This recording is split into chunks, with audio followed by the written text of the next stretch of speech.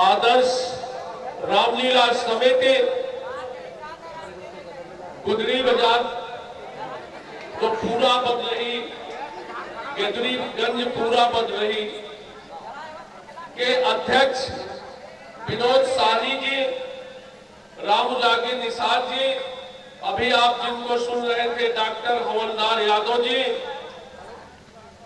बजरंगी निषाद जी पूर्व प्रधान जी, अभिषेक निषाद जी, और यहाँ पर अभी अजय सिंह जी, दादा जो भी लोग हैं, राम सिजोर जी, छोटे लाल जी, सभी लोगों का मैं हृदय से अभिनंदन करता हूं।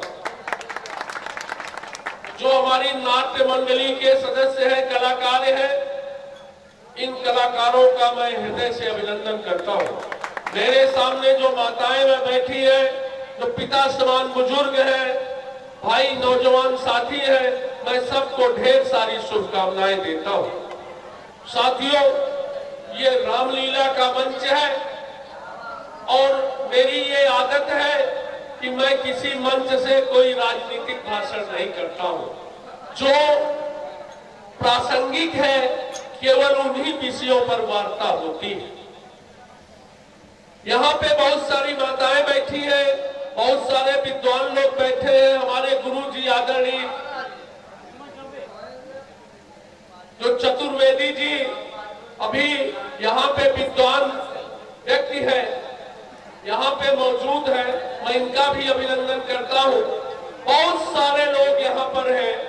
इनमें से आप लोग ये जानते होंगे कि 4 नवरात्र होते हैं। नवरात्र का महीना चल रहा है। ये हिंदू धर्म का बहुत पवित्र महीना है। इसमें देवी जी का जागरण होता है, राम से संबंधित रामलीलाएं होती हैं, दशहरा आता है। इसको माना जाता है कि ये महीना अन्याय के खिलाफ न्याय की विजय है, असत्य के खिलाफ सत्य की विजय है, अंधकार के खिलाफ प्रकाश की विजय है। इस महीने में हम सच्चे मन से, सच्चे दिल से जो भी मांगते हैं देवी जी से, प्रभु राम से, वो निश्चित रूप से हमको मिलता है। तो मैं कह रहा था कि 4 नवरात्र होते हैं, जिसमें से केवल 2 नवरात्र दिखाई पड़ते हैं और बकिया 2 गुप्त नवरात्र है। जो 2 नवरात्र दिखाई पड़ते हैं उसमें एक चैत्र का नवरात्र है और एक ये शारदीय नवरात्र है। लेकिन आप लोगों ने कभी सोचा कि केवल एक नवरात्र में ही माता जी की मूर्ति बना के गांव-गांव में जागरण किया जाता है, चैत्र वाले नवरात्र में ऐसा नहीं किया जाता। ऐसा क्यों होता है? इसलिए होता है कि इस नवरात्र में भगवान राम ने खुद देवी जी की उपासना की थी। जब राम रावण का युद्ध चल रहा था तो उस युद्ध में पहले दिन का युद्ध जब रावण का हुआ तो आप लोगों ने सुना, नाग 5 डाल दिया था, सब लोग बेहोश हो गए थे। हनुमान, जामवंत, राम, वो लक्ष्मण, सबको उसने मूर्छित कर दिया था।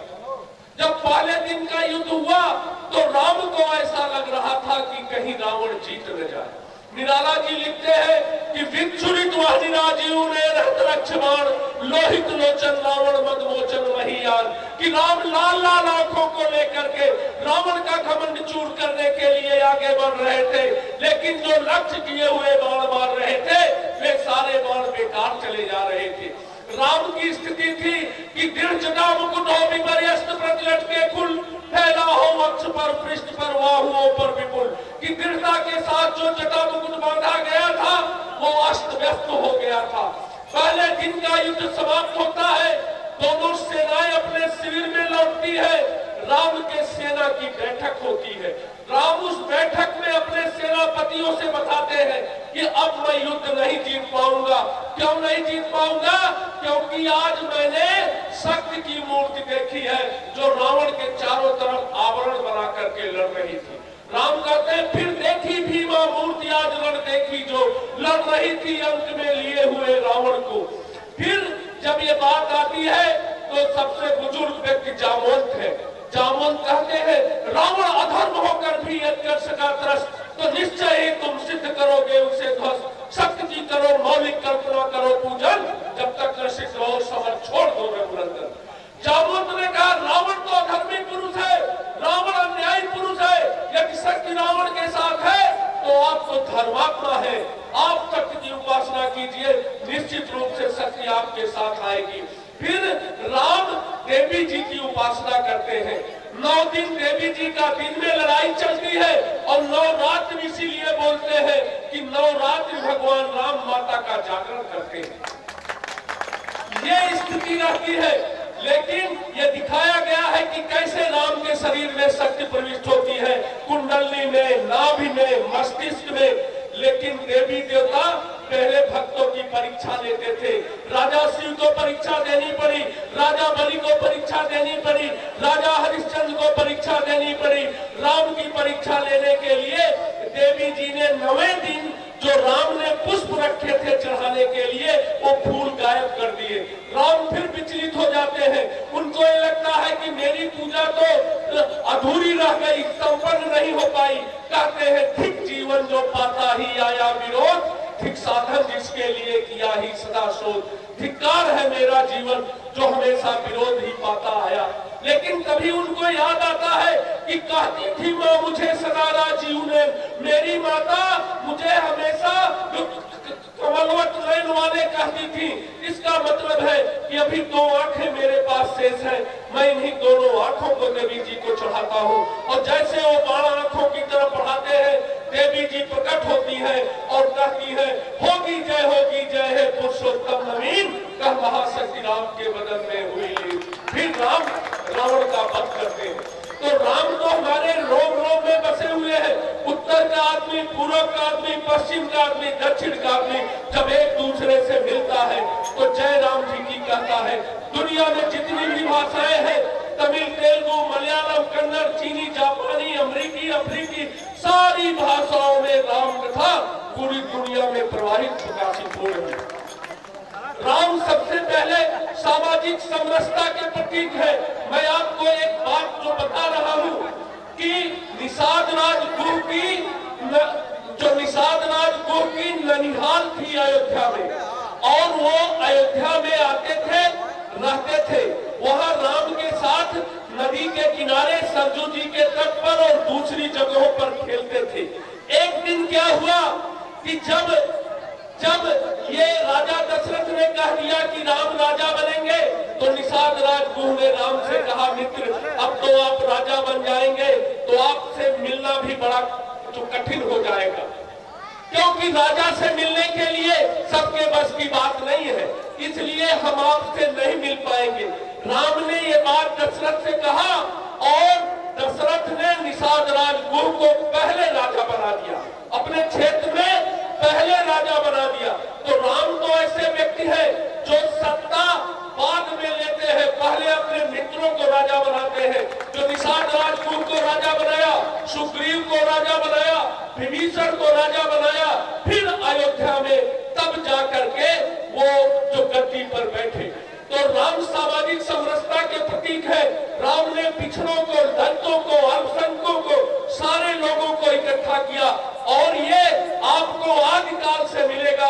जो क्षत्रिय है उन क्षत्रियों का इतिहास है कि वो लोग पिछड़े हुए लोगों को साथ लेकर के चलते हैं और जो उनकी मदद करते हैं, सामाजिक समरसता की बात करते हैं।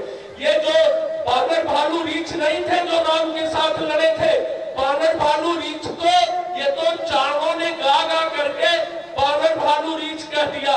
ये बानर भालू रीछ को हथियार पकड़ा दीजिए तो ये अपनी ही सेना के ऊपर हमला कर देंगे। वे बानर थे, वन में रहने वाले लोग थे, जो आदिवासी थे, शेड्यूल ट्राइब्स थे, अनुसूचित जाति के लोग थे, जो रावण के अत्याचार से पीड़ित होकर के आर्यावर्त के दक्षिण दिशा में रहते थे। उन लोगों को इकट्ठा करके राम ने सैन्य संचालन सिखाया और रावण पर विजय प्राप्त की। यही नहीं, भगवान राम जब राजा बने आज से 5000 साल पहले, आज तक हम ऐसा राज्य नहीं बना पाए हैं। तुलसीदास जी लिखते हैं कि नहीं दरिद्र को दुखी न दीना, नहीं को अबुध न लक्षण हीना। राम राज्य बैठे त्रैलोका, हर्षित भय गए सब शोका। वैद्य कर काहू सब कोई, राम प्रताप विषमता कोई। दैहिक दैविक भौतिक तापा, राम राज्य नहीं काहू व्यापा। आज तक हम लोग जो लोग राम राज्य की बात करते